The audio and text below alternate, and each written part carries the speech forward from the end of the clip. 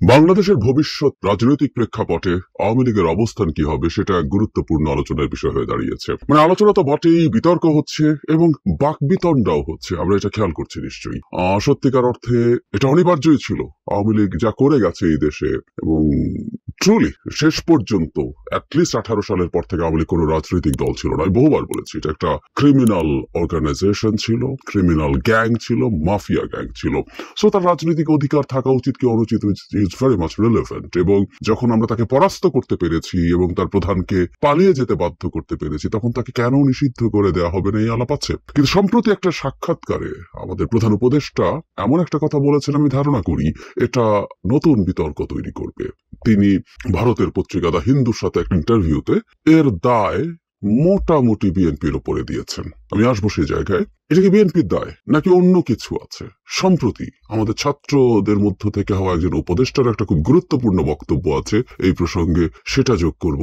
এবং এই মুহূর্তে ক্ষমতার বাইরে থাকা উপদেষ্টা না হওয়া উপদেষ্টা ছাত্র সমন্বয়কদের মধ্যে যেন হাসনাতেরও কিছু মন্তব্য, সবকিছু মিলে এই ইস্যুতে সামনে বেশ কিছু বাকবিতণ্ডা হবে, আমরা এটা ধারণা করতেই পারি। এবং আওয়ামী লীগ শেষ পর্যন্ত নিষিদ্ধ হবে কিনা সেটাও সম্ভবত আমরা অনুমান করতে পারছি, কারণ এটা শুধু বিএনপি না, there are some other factors, অনেকেই এখানে খেলছেন, আমরা এটা দেখতে পাচ্ছি। কি দাঁড়াবে সেটা নিয়ে কথা বলি।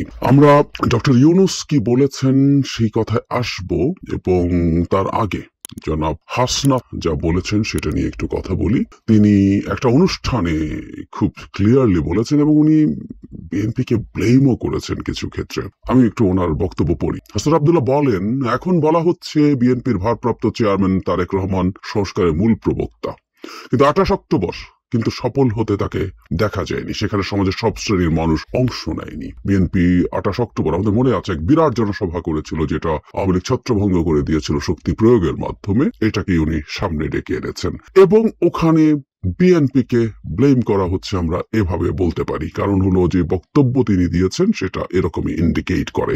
তিনি বলেন, আওয়ামী লীগকে ব্যাকডোর দিয়ে সেটেলমেন্টে যাবেন। আপনারা যদি মনে করেন ব্যাকডোর চ্যানেল দিয়ে সমঝোতা করবেন, তাদের ব্যবসার অংশ হবেন, তাহলে মনে রাখি উই আর অলরেডি শহীদ। পিছিয়ে আসার কোনো সুযোগ নেই। যে রাজনৈতিক দলগুলো চিন্তা করছেন, আপনারা আমাদের ভুলে যাবেন না। ব্যাকডোর দিয়ে নিয়ে আসার কথা না। বিএনপি ট্রুলি আওয়ামী লীগকে নিষিদ্ধ করার পক্ষে তারা নন, এই ধরনের বক্তব্য দিয়েছেন, মন্তব্য করেছেন। এবং সম্প্রতি আমার একটা ইন্টারভিউতে যারা মির্জা ফখরুল ইসলাম আলমগীর এটা জনগণের হাতে ছেড়ে দিয়েছেন, বা তাদের বক্তব্যেও তারা বলছেন এটা জনগণ সিদ্ধান্ত নেবে। কিন্তু বিএনপি রাজনৈতিক দল নিষিদ্ধ করার পক্ষে নয়, এই ধরনের কথা বলেছেন। ছাত্রলীগ নিষিদ্ধ করার পরও বিএনপি বিভিন্ন পর্যায়ের নেতারা এই ধরনের মন্তব্য করেছেন, এটা আমরা দেখেছি।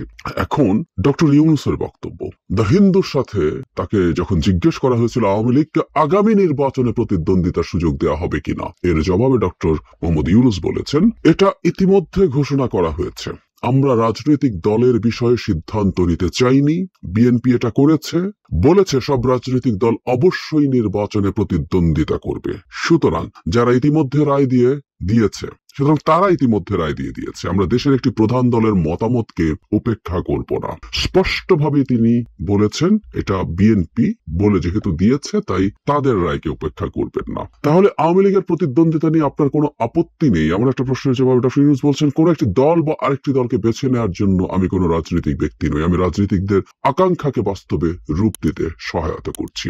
সো ডক্টর ইউনূস স্পষ্টতই এই দায় যাই বলি না কেন বিএনপিকে দিয়েছেন, এবং উইচ ইজ ট্রু, বিএনপি বেশ কয়েক দফা এই কথাটা বলেছেন। অবশ্য তার এই বক্তব্যকে কেউ পলিটিক্যালি কারেক্ট কিনা এই আলোচনা করতে পারেন, কারণ যখন আপনি একটা ইন্টারভিউ দিচ্ছেন তখন একটা দলকে তিনি এভাবে এখানে সামনে নিয়ে এসছেন। কেউ বলতে পারে যে সরকার পেরে না ওঠাকে বিএনপির উপরে চাপিয়ে দিতে চাইছেন।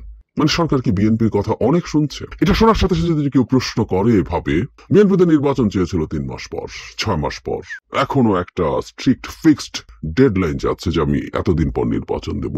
সো বিএনপির ওই চাওয়াটা কি সরকার পূরণ করছে না? কিন্তু বিএনপি আওয়ামী লীগ নিয়ে বললো, সেটা সরকার পূরণ করে ফেললো। কেন ফেলবে?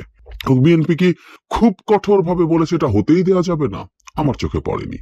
সরকার যদি আওয়ামী লীগকে নিষিদ্ধ করতে যায়, বিএনপি কি সেটার প্রতিবাদে খুব কঠোর অবস্থান নেবে? আমি মনে করি না, সত্যিই মনে করি না। বিএনপি তার ধরন নিয়ে, বিএনপির না চাওয়ার পরও তো ছাত্রলীগ নিষিদ্ধ হয়েছে, সরকার করেছে না? ছাত্রলীগকে নিষিদ্ধ করে দিয়েছে, বিএনপি সেটাও পছন্দ করে নাই, কিন্তু সরকার তো সেটা করেছে। তাহলে আওয়ামী লীগকে করার ক্ষেত্রে বিএনপিকে প্রধান কারণ হিসেবে দেখাচ্ছেন প্রধান উপদেষ্টা। তার মানে ধারণা করা যায় যে এটা আসলে সরকার এখন একটা পথ বের করার চেষ্টা করছে। কারণ সরকারের মধ্যেই এবং সরকারের বাইরে, সরকারের বাইরে বলতে আমি ছাত্র সমন্বয়কদেরকে বোঝাচ্ছি, আমি অনেকেই, ইটস দ্য পারসেপশন, আমি বহুবার বলেছি পারসেপশন এটা, এবং এর মধ্যে খুব বেশি ভুলও নেই যে ছাত্র সমন্বয়কদেরকে, বৈষম্য বিরোধী ছাত্র আন্দোলনকে সরকারের এক্সটেনশন হিসেবে সবাই দেখে। সো সেখান থেকে যেহেতু আলাপ আছে এবং সমাজে বিভিন্ন স্তর থেকে আলাপ আছে, সরকার যেহেতু এখন এটা সম্ভবত করে উঠতে পারবে না, কিন্তু কারণটা ভিন্ন জায়গায়। আমি কারণটা কোথায় সেটা একটু বলি, আমি ওটাকেই প্রধান কারণ বলে মনে করি। ছাত্র সমন্বয়কদের মধ্য থেকে উপদেষ্টা জনাব আসিফ জাহাঙ্গীরনগর ইউনিভার্সিটিতে একটা প্রোগ্রামে গিয়েছিলেন। এখানেও তিনি বিএনপিকে দায়ী করেছেন। আমি পড়ি উনি কি বলেছেন। আওয়ামী লীগকে নিষিদ্ধের কথা বললে বিভিন্ন রাজনৈতিক দল অনীহা প্রকাশ করে, যা গণ অভ্যুত্থানের স্পিরিটের সঙ্গে সাংঘর্ষিক। না, এটা প্রধান কথা না। তিনি যে কথাটা বলছেন, যেটার কারণে আসলে এখানে আসা, সেটা হচ্ছে এই। এছাড়া আওয়ামী লীগ নিষিদ্ধের প্রসঙ্গে ডেমোক্রেসির কথা বলে বিদেশের দূতাবাসগুলো চাপ প্রয়োগ করছে বলেও তিনি জানিয়েছেন। বিদেশের দূতাবাসগুলো, একটা দূতাবাস না, এটা শুধু ভারতীয় দূতাবাস এরকম না, আরো অনেক দূতাবাস। তার মানে দূতাবাসদের চাপ আছে গণতন্ত্রের কথা বলে। এবং আমরা ধারণা করতে পারি বাংলাদেশের ব্যাপারে ইন্টারেস্টেড যেসব দূতাবাস আছে, ইউরোপ, মানে পশ্চিমা দেশের গুলো, মূলত ইউরোপ বা আমেরিকা, আমি জানি না তিনি কাদের কথা ইন্ডিকেট করছেন। তার মানে মুদ্রা কথাটা হচ্ছে আওয়ামী লীগ থাকা না থাকা একটা জিওপলিটিক্যাল বিষয়, ইন্টারন্যাশনাল রিলেশনস এর বিষয়েও, ইন্টারন্যাশনাল পলিটিক্স এর বিষয়েও পরিণত হয়েছে। এটাই সম্ভবত প্রধান কারণ। সরকার চাইলেও এটা করতে পারবে না, এটাই প্রধান কারণ। কারণ এই যে বললাম, বিএনপি চায়নি, ছাত্রলীগকে তারপর তো নিষিদ্ধ করে দেওয়া হয়েছে। এটা চাইলে যে কোনো, সেই ক্ষেত্রে তো খুব দ্রুত আলটিমেটাম দিয়েছিল বৈষম্য বিরোধী ছাত্র আন্দোলন, সেটা মেনে নেওয়া হয়েছিল। যদিও ছাত্রলীগকে নিষিদ্ধ করা আবিট সেফার ছিল, কারণ টেকনিক্যালি ছাত্রলীগ আওয়ামী লীগের অঙ্গ সংগঠন নয়।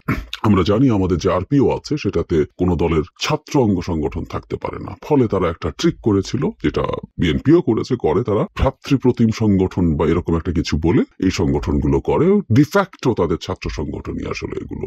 সো এটা যখন নিষিদ্ধ হয়েছে, টেকনিক্যালি আওয়ামী লীগের উপর এটার আঘাত আসেনি, এভাবে বলা যেতে পারে, অন্তত কাগজে কলমে তর্কের খাতিরে। আওয়ামী লীগের উপর হাত দেওয়া ডেফিনেটলি একটা ডিফারেন্ট ব্যাপার। যাই হোক, আমরা আওয়ামী লীগকে নিয়ে এই আলোচনা, বিতর্ক সামনে আরো স্ট্রং হতে দেখবো, এবং বাংলাদেশে যারা আওয়ামী লীগ নিষিদ্ধ চান, তারা অন্তত সাম্প্রতিক ঘটনার পর, ছাত্র সমন্বয়ক, প্রধান উপদেষ্টা সবার বক্তব্যের পর বিএনপির উপরে হয়তো ক্ষুব্ধ হবেন, এবং বিএনপিরও এখন এই ক্ষেত্রে কি অবস্থান তারা নেবেন সেটা দেখার ব্যাপার আছে। তাত্ত্বিকভাবে বলছি, বিএনপি যদি এখন বলে যে ঠিক আছে, আওয়ামী লীগের ব্যাপারে সরকার যে সিদ্ধান্ত নেবে সেটা তারা নিক, এই ব্যাপারে আমাদের কোনো বক্তব্য নেই, তখন কি সরকার করবে? দেখার ব্যাপার আছে। আমার টেক আমি জানিয়ে দেই, আমি মনে করি না সরকার তারপর এই সিদ্ধান্তটা নিতে পারবে। ঘটনা যেটা হয়েছে, বাংলাদেশের পলিটিক্সের মাঠে কিছু এজেন্ডা জারি রাখা, এবং ছাত্ররা যেহেতু রাজনৈতিক দল তৈরি করছেন, তারা কিছু ইস্যু তৈরি করবেন, এবং তারা কিছু ইস্যুর মাধ্যমে বিএনপি তাদের রাজনৈতিক প্রতিপক্ষ হতে যাচ্ছে আগামী নির্বাচনের মাঠে। সুতরাং তারা বিএনপিকে ব্যাকফুটে নিয়ে যাওয়ার জন্য নিশ্চয়ই কিছু এজেন্ডা সামনে আনবেন। রাজনীতি মাঠে এই খেলাগুলো হয়, এগুলোকে খেলাই বলছি। আমরা জানি, আমরা বুঝি, কিন্তু তারপরও আমরা ভিন্নভাবে সেটাকে প্রেজেন্ট করার চেষ্টা করি। এটাই হচ্ছে রাজনীতি। সুতরাং বিএনপির বিরুদ্ধে ব্যবহার করার মতো কিছু গ্রাউন্ড বৈষম্য বিরোধী ছাত্র আন্দোলন বা নাগরিক কমিটি যারা দল করতে যাচ্ছেন, তারা আনবেন, যেটা দিয়ে বিএনপিকে ব্যাকফুটে তারা নেওয়ার চেষ্টা করবেন রাজনীতির মাঠে। সময় বলবে কার কৌশল কিভাবে কতটা কার্যকর হয়। তবে একটা তীব্র ডিবেট যে সমাজে আছে, সেটা তো চলতেই থাকবে, এতে কোনো সন্দেহের কিছু নাই। দা হিন্দু যে প্রশ্ন করেছে, আগামী নির্বাচনে কি অংশ নেবে? আওয়ামী লীগ যদি নিষিদ্ধ না হয়, প্রসেস আছে, আমাদের ক্রাইম ট্রাইব্যুনাল যে অ্যাক্ট আছে, ইন্টারন্যাশনাল ক্রাইমের যে অ্যাক্ট আছে, সেটার মধ্যে দলকে বিচার করার সুযোগ আছে, এবং সেই সুযোগের মধ্যে এটাকে ঢোকানো যেতে পারে। এবং পুরোপুরি নিষিদ্ধ না করেও এই অপশন কোনো না কোনো ভাবে ওই আইনের মধ্যে ইনক্লুড করা যেতে পারে, যে বিচার শেষ হওয়ার আগ পর্যন্ত দল হিসেবে সে তার কার্যক্রম চালাতে পারবেন। আমি আগেও ইনফ্যাক্ট একটা কথা বলেছিলাম আওয়ামী লীগ প্রসঙ্গে, তার যে জনসভা, তার যে কর্মকাণ্ড, এগুলো সমাজে নানান রকম ক্রাইসিস তৈরি করছে। সো টেম্পোরারিলি হলেও তাদেরকে কোনো না কোনো ভাবে কার্যক্রম থেকে দূরে রাখা যায় কিনা, বা একটা দুটো তিনটে নির্বাচন থেকে, কেউ কেউ বলছেন নানান রকম হাইপোথেসিস যে তারা 3টা নির্বাচন ধ্বংস করেছে, তাদের 3টা নির্বাচন করতে না দেওয়া উচিত। এরকম নানান আলাপ আলোচনা আছে, এগুলো হোক, এগুলোকে আমি খুবই খারাপ কিছু মনে করি না। প্রায় বলছি যে আমাদের ডিবেট গুলো যাতে মানে একাডেমিক ধরনের ডিবেট থাকে, আমরা যাতে পরস্পরের সাথে কাদা ছোঁড়াছুড়ি না করতে থাকি, আমরা এটা অ্যালার্মিং সাইন। এটা আমাদের মধ্যে বিভক্তি তৈরি করবে, সমস্যা তৈরি করবে, বিপদ তৈরি করবে। এর বাইরে এসব বিতর্ক ফাইন, একটা গণতান্ত্রিক সমাজে বিতর্ক জারি থাকা জরুরি।